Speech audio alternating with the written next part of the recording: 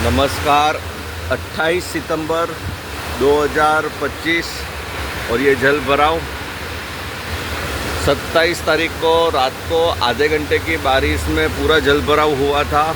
गालानगर का एरिया तो पूरा डूब चुका था 15 मिनट में ही।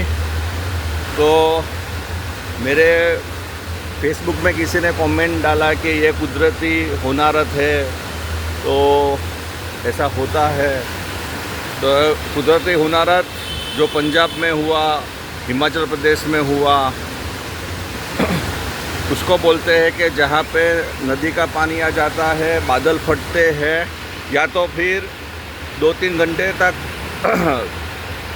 कि बारिश को कुदरती होनारत नहीं बोल सकते हैं। ये प्रशासन की पूर्ण रूप से लापरवाही है। यहाँ की वसई विरार की महान महानगर पालिका फेरी वाला क्षेत्र अलग से बनाती नहीं है कि उनका कचरा का निकाल हो। वो पूरे जगह जगह पे रोड भाड़े पे देती है। तो इतनी पब्लिक बैठेगी तो कहीं भी कचरा कुछ भी होगा। जैसे गालानगर में आधा रोड भर जाता है शाम को और वहाँ पे टैंकर डंपर को घुसाया जाता है। उसके अलावा वसई विरार की महान महानगर पालिका 500 से ज़्यादा तबेले, गैरकानूनी तबेले चलवाती है। तो जो गाय भैंसों का जो मलमूत्र है उसका निकाल की व्यवस्था नहीं है, वो सब ये ड्रेनेज में जाता है। 500 से ज़्यादा इनके तबेले हैं नायगाम से विरार में लेकर भजनलाल डेयरी का जो तबेला है वो भी इल्लीगल है। आप सोचो तो फिर छोटे तबेलों की क्या परिस्थिति होगी।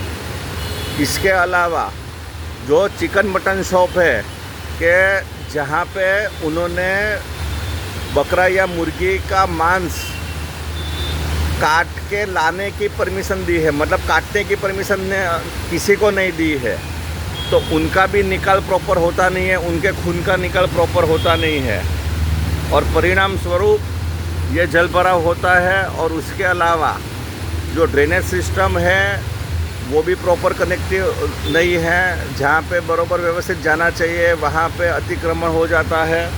तो ये सब परिबल है, नहीं कि कुदरती होनारत है।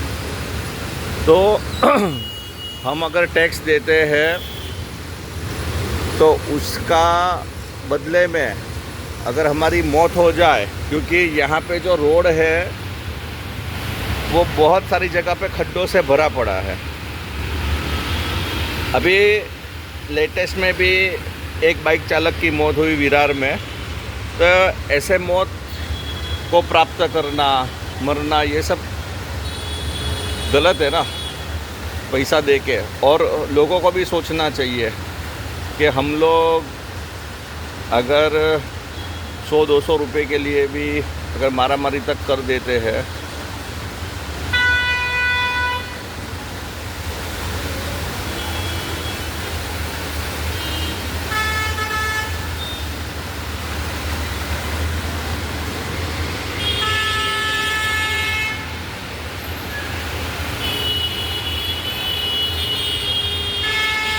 तो फिर इतना टैक्स का पैसा देने के बाद भी क्यों ये परिस्थिति में हम लोग रहते हैं।